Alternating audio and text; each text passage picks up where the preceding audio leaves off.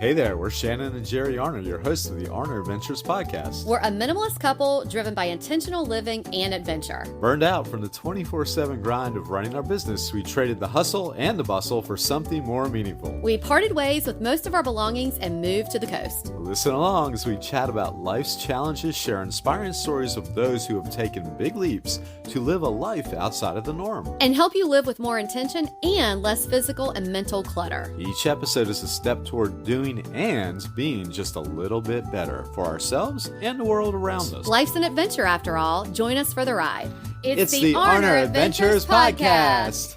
Hello, everyone. I'm Shannon. And I'm Jerry. And we are back for episode 189 of the Arner Adventures podcast. We are pushing towards 200 like a steamroller out of control. I think I meant steam engine. Okay. Yeah. A steamroller out of control seems pretty chaotic. It does. But a steam engine out of control seems chaotic. I think more so because it could roll a little bit faster. A steamroller out of control would be a slow chaos. Yeah, and I don't even think this is out of control. I think it's pretty planned every week, and we're moving towards it with a plan. We are. Yeah, we are regimented and detailed and all those things. So Yeah. Nothing chaotic here. Well, I tell you what, I hope wherever you are, it is not raining as much as it is where we are, because I don't know the last time I saw the sun. Yeah, we're looking at another rainy week, and last week we had a lot of rain too. It is a rainy, cloudy Monday morning here on the Carolina coast. Yeah. Mm-hmm. And it's summer, and it doesn't feel like summer. And it seems like, I don't know. We always talk about these ways to kind of improve your mood, and I have been doing them this week. I've been trying to keep last week, just trying to keep my mood up. I could never make it in the Pacific Northwest. The weather is definitely affecting my mood. Yeah, it's time to get out the happy lamps. And Is that what you is. call them? I don't know what you call it, but we call it the happy lamp. The happy lamp. Yep. Mhm. And Yeah. mhm. Well, I tell you what, today we are going to talk about something that we have been working on and thought that it might be helpful, and that is slowing down and how it often can feel uncomfortable. So we're going to talk about that, and we're going to talk about how to do it. And it seems so simple, right? Until you try it. Oh, correct. Yes, it's simple in theory, and then to actually implicate it to your life. Oh. Yeah, but before we get started, all of you who have been with us and listening to us, if this is not your first time and you're a returner, thank you so much. Returner? If you're I a like the sound returner? of that. Returner, yeah. Well, that's probably not correct, What's but I the like the way word? it sounds. If you're a return listener? Probably. Okay, return listener. Yeah, but repeat I think listener. I think returner works. Okay. Just fine. Well, thank you. We really Yeah. appreciate it. If this is your first time listening, wow, you're probably like, do they always talk about weather and whine about the rain? And make up their own words. We do thank you either way, returner or firster. We appreciate you. And we just wanted to make sure that we get that out, that we do appreciate you.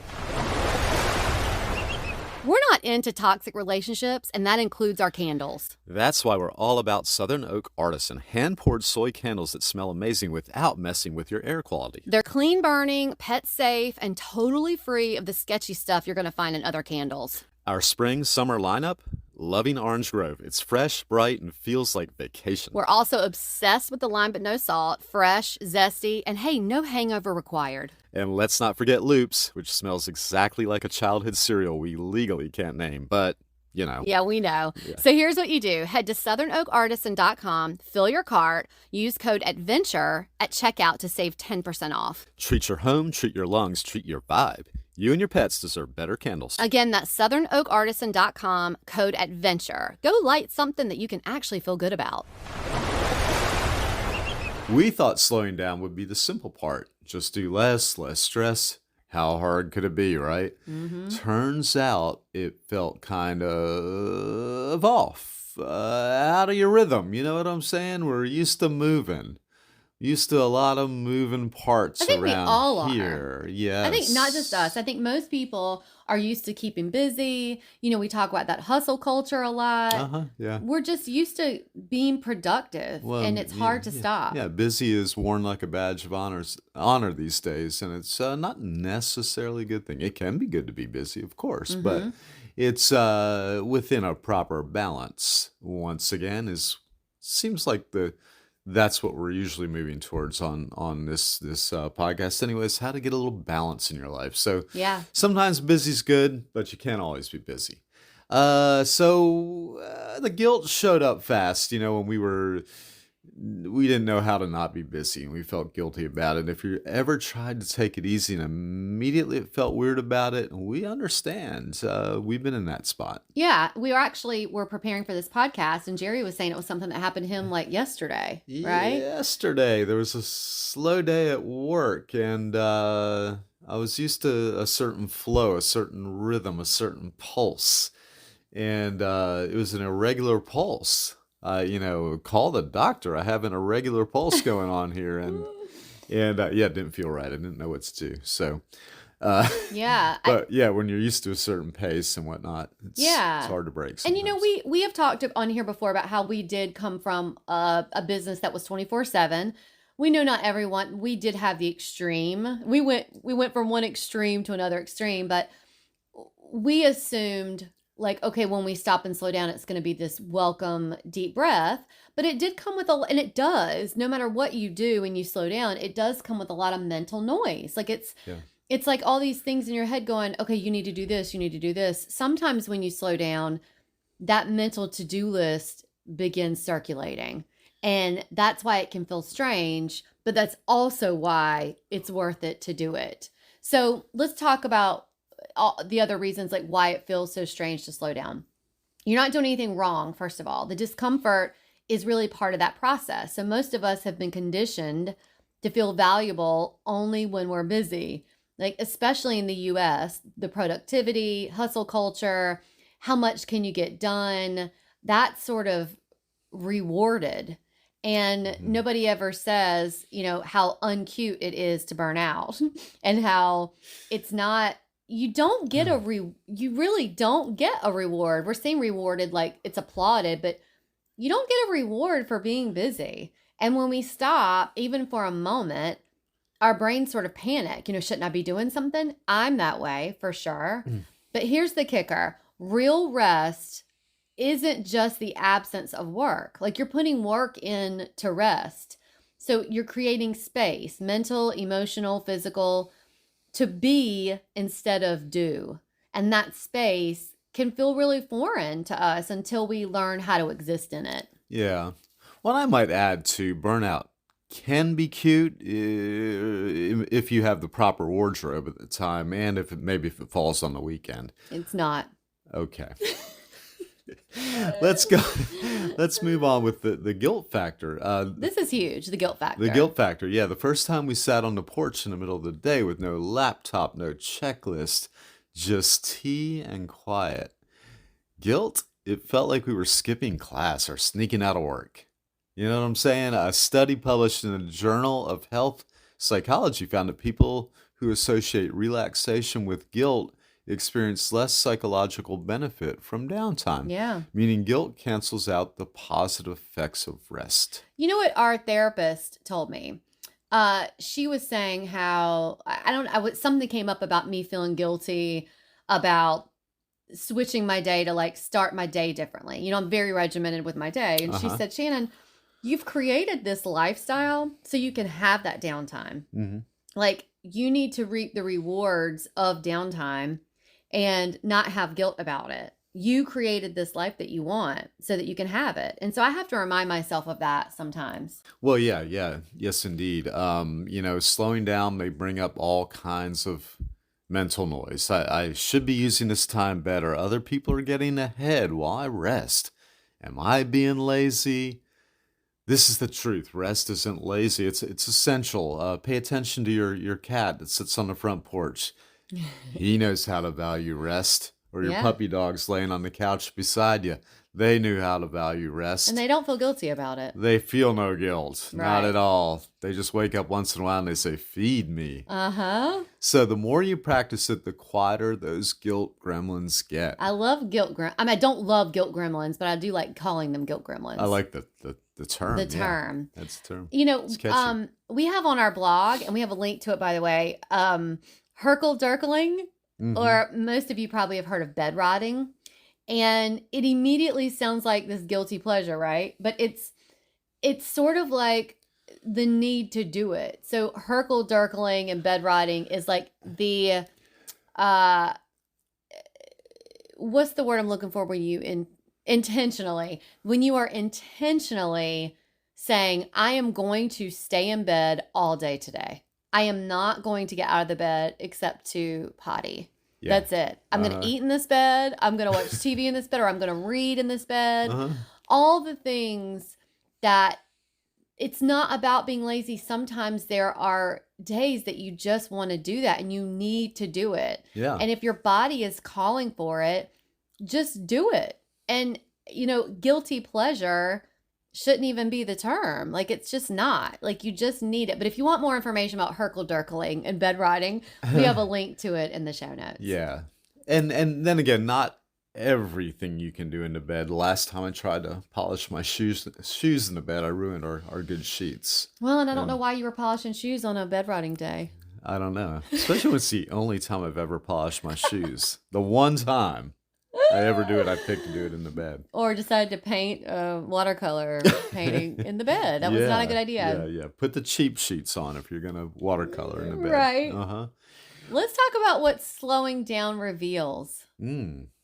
Busyness can mask a lot, okay? It masks burnout, like we've talked about, avoidance, misaligned goals. When we slowed down, especially after our big lifestyle change, we started noticing the ways we've been filling time to avoid more challenging tasks. So slowing down created space to get honest with what matters, reconnect with ourselves and each other, Hmm. make intentional choices instead of reactive ones. So it's not always comfortable, but it's real and it's much needed. So it's sort of like I was having a conversation with someone recently about her getting her gallbladder removed, right? Yeah. And I am going somewhere with this. But I said to her, because I had my gallbladder removed, I'm like, you are not even going to realize how shitty you've been feeling the whole time. Yeah. Because when it's gone, you're going to go, oh my gosh. Oh, and this is what real living feels like. Yeah. Because you didn't realize how sick you were. Mhm. It's sort of the same thing with slowing down. Like when you slow down and you have sort of all those things that you've been masking, you start realizing what you were masking. Mhm. And you go, oh, I am exhausted. I am burning out. And you didn't realize it because you were putting a Band-Aid over it, you know? And then all these things become more Yeah. evident. Yeah, you can address them better when you slow down. That's true. Yeah, and I think for a long time just went and didn't realize that. Mm-hmm. Uh, yeah, you can keep going and not realize that you don't feel that great. So how to deal when slowing down feels weird, you might ask? Well, if slowing your pace makes you feel twitchy, that's not failure. It could be something's just stuck in your shoe, but probably not. It's just that you're not used to be slowing down. It's just unfamiliar. Here's what's helped us to ease into it. Start small. I start small with everything. Put it in baseball terms, play small ball. Bunt, get the first. Hope the guy steals second. Don't always be swinging for the fence. We're talking 5 minutes. Drink your coffee without opening a single app. Go for a walk without turning it into a step count mission. Mm-hmm. Notice what bubbles up. If you feel restless, guilty, or like you're forgetting something, name it. You don't have to fix it. Just recognize it. Awareness. Awareness is what we're talking about here. Keep your why close, whether it's better sleep, more peace, or just less burnout. Remind yourself why you wanted a slower life in the first place. Sticky notes work wonders. And I can attest to that. I was going to say, I kept that little note in there for you, Jer. Yep. Jerry loves a sticky note. Yeah, well, not like I used to. I've kind of, but yeah, I used to rely on them. I used to write them in the middle of the night. Yeah. Yeah, And you used to keep them everywhere. yeah, I, Well, it does start to feel less weird. Like the more you do it, as you move forward, those quiet moments stop feeling uncomfortable and they start feeling like relief. And you're going to notice more. Like you stress less. Your body doesn't feel like it's bracing for something all the time. I am speaking from experience with this. It's something I really deal with and struggle with, but I'm working on constantly is making my body and my mind not always prepared for that other shoe to drop. Like my mind is always in defense mode. Like I'm ready. I'm not ready, but I'm trying to prepare myself for that other shoe to drop. And I'm trying to embrace that downtime and just be. Quiet moments don't have to be something time that I'm preparing for the unexpected. Like just being in it. And it's hard, okay? Like we totally get it.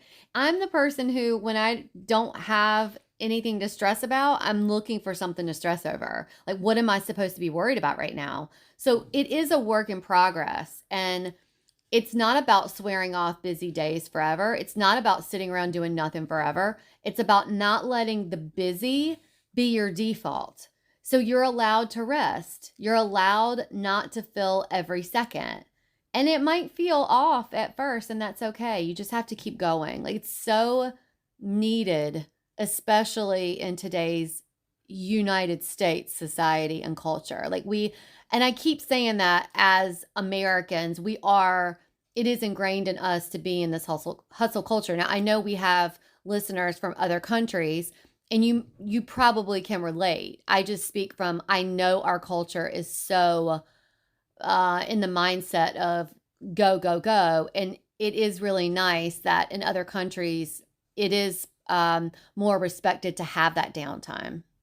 that's true. Yes, and oh, but you are allowed to fill every second with rest if you need to. Yeah. And yeah, in today's you're right. You're like a fast paced culture, and then you sort of add in mass media with that, and it's just everything's just constant. You're being barraged. That's a barrage of images and news, and bam on top of the stuff you got to do all the time, and Yeah. it can really just keep fueling itself in a sense to keep you rolling and moving and not resting and not sleeping and stuff like that. So yeah, these days you got to be careful to sort of pick and choose what you're taking in and take time to rest. So we talked about a bunch of different things here, but hopefully you can think of one thing that you can do. And like Jerry said, it might be that you have your coffee and don't open an app or don't grab your phone.